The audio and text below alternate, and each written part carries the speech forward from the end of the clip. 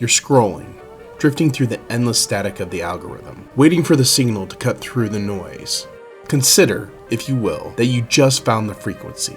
You've just stepped off the timeline of the everyday, into the space where the forgotten history and the hidden truths finally touch down. There's the story you know, and then there's the airspace we're about to enter. Check your coordinates, because you're heading towards the landing point. Today's story. Stay radical, eh? He was a man born, it seems, about a century too late. While other young men were chasing corporate ladders, buying sports cars, or moving to the big city, Dave was looking in the opposite direction. He looked at the noise, the concrete, and the endless rush of the modern world and decided he wanted no part of it. So he packed up, he headed north, far north, to the unforgivable wilderness of Alaska.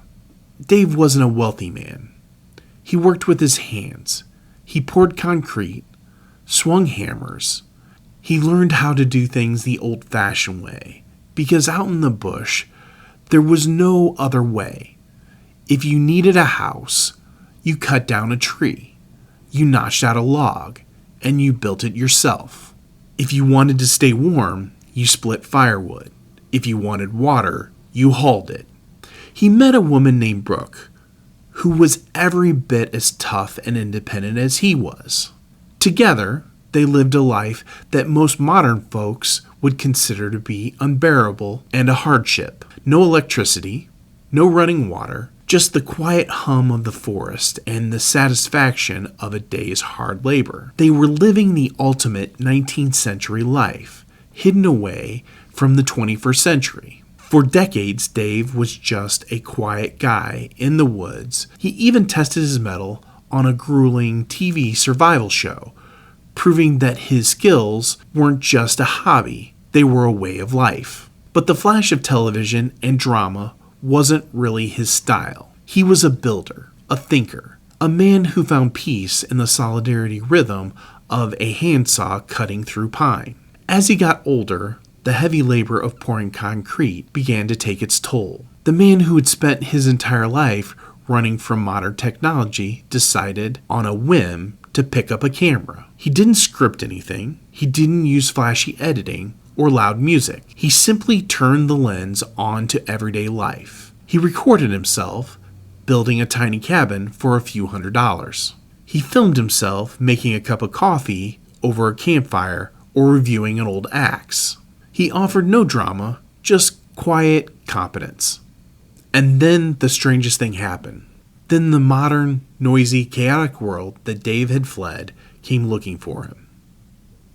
Millions of people trapped in their cubicles, staring at their glowing screens in crowded cities, found solace in the quiet man swinging an axe.